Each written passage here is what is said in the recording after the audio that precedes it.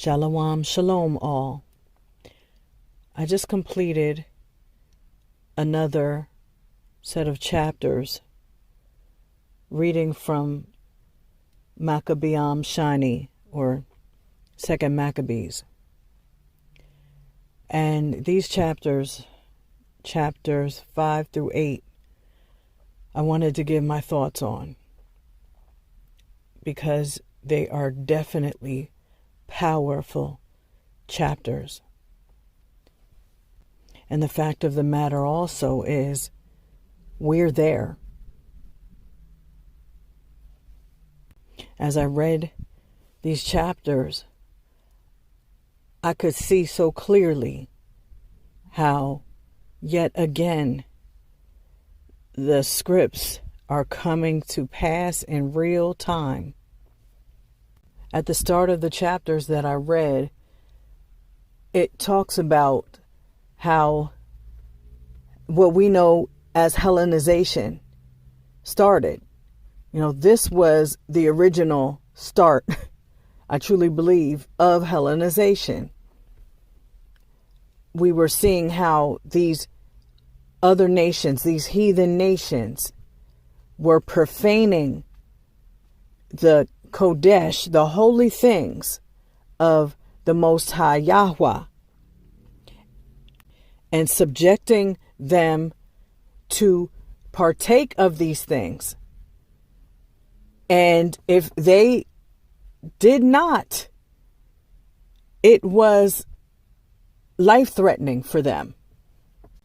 It was describing how the heathen were taking over their lands and driving them out. And it got to the point where they were trying to usurp their paganism practices on the children of Yasharal. And again, if they refused to comply, it was detrimental to them. Their greed also was allowing them to deal treacherously with them financially. But there were some children of Yasharal that would not comply. And we see, as it goes into chapter 6, where it talks about some of those children of Yasharal in specifics. And it showed how old or young, they were standing up, defending the Torah with their lives. One of them being Eleazar, one of the scribes. And it talked about how others of Yasharal, his friends, were trying to get him to comply so that he could keep his life. And he's like, no, I'm not going to do that. Plus, I'm aged anyway. Like, I'm ready to go. And so he, in turn, could have been one of the first, I don't know, just going by what I'm reading here, he was the first that was described in these chapters. And then by chapter 7, it started breaking down specifically the tortures that were endured. One particular story was a mother with 7 of her sons was told, yes, either you're going to do this or face the consequences. And it went in graphic detail about the atrocities that occurred. And it was powerful. You know, I tried to read it with feeling and just emphasizing, so y'all would really hone in on the gravity of what was taking place in these chapters. And I actually just ended it, made it a shorter video, a shorter reading, because I truly felt in my rawak that this needed to be meditated on. These words needed to be meditated on. And it was so powerful to me. I was literally holding back tears as I was reading. And I had to meditate. I had to stop. And I'm like, my. I just, in communicating with Abba Yahweh, like, this is powerful. And I couldn't help but see so much of what's happening right now. And we're not even in the thick of it yet. Okay? Many of us haven't even gotten to these torturous parts yet. But this is exactly what is playing out. They want us right now. And of course, Brother Ron of Truth Unedited, in his current series, he's speaking on the Maccabees. And he mentions this very thing where they're expecting us to eat certain things, defiling ourselves and going against the Torah. And these things are occurring in present time. But right now, for many of us, it's not a matter of choosing our lives because of not wanting to eat those things. Well, I mean, in the sense that things are not being held from us just yet, because we have to remember, according to Hazon or Revelations, the man of lawlessness has not fully come to power yet. So we're not seeing these things occur present day yet. But when I'm reading through this, I'm realizing this is the very thing that's going to have to happen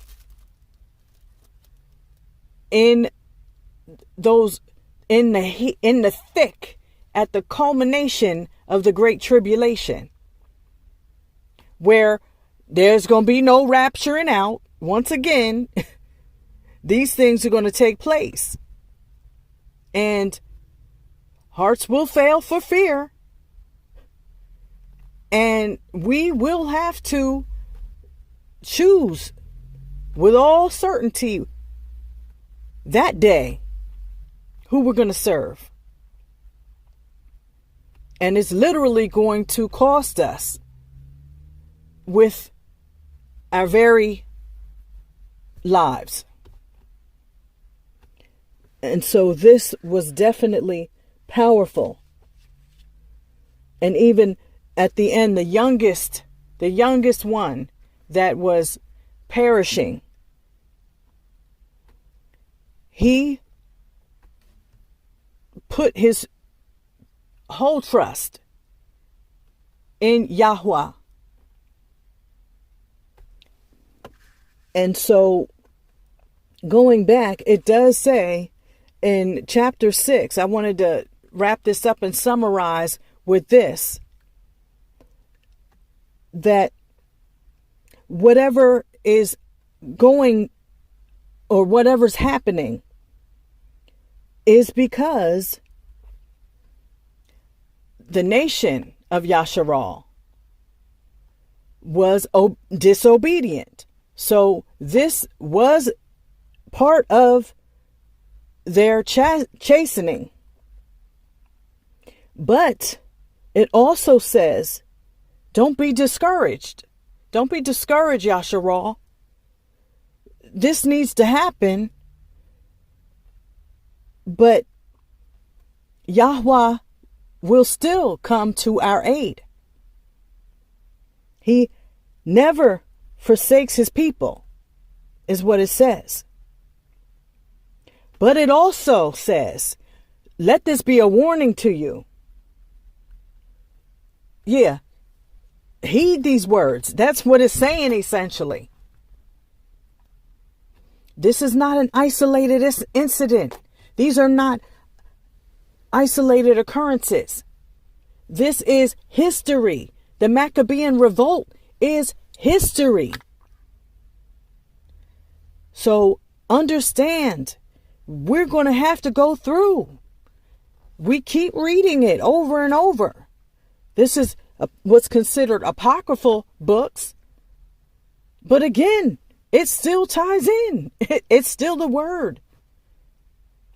And Abba Yah's word is not going to come back void, but it accomplishes what it says it's going to do.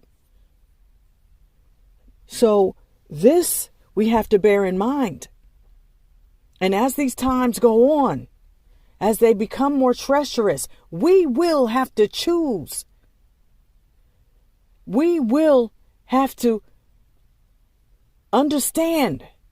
And actually, we need to get it in our minds now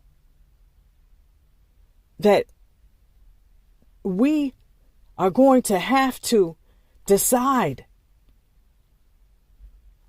what it's going to be. Is it going to be temporary, temporal pleasures? But in the end, they lead to destruction? Or is it going to be life, and life more abundantly, life everlasting? I choose the latter. I choose the latter. You know, I'm going to say this and I'm going to close. Early on, now I'm talking, it's been a long time, but I was in my backslidden state.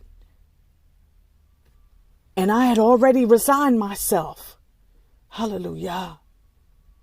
Because somewhere in me, I just praise you, Abba. Oh, praise your name.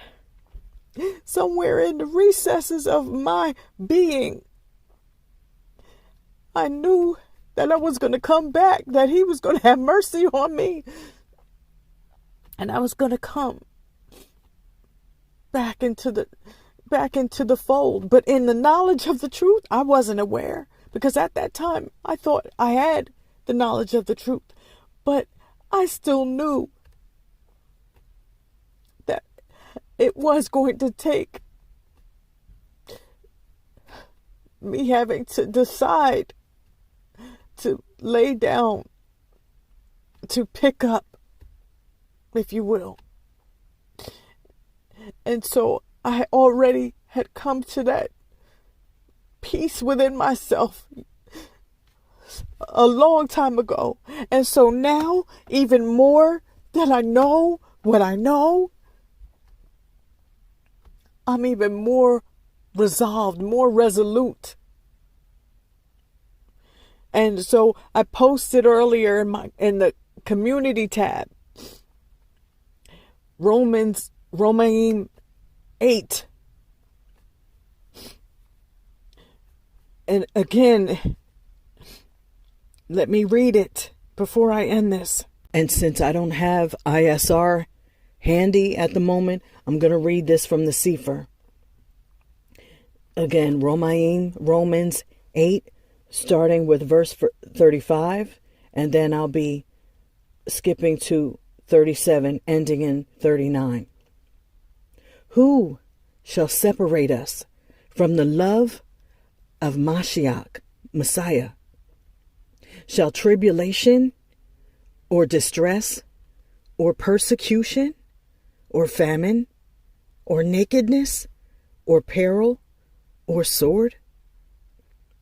Nay, in all these things we are more than conquerors, overcomers, through him that loved us.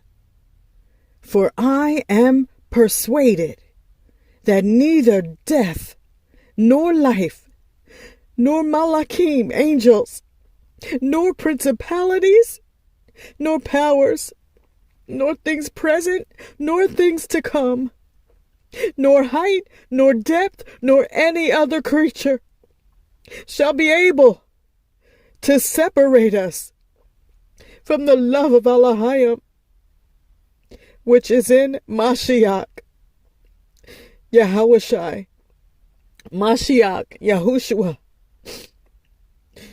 our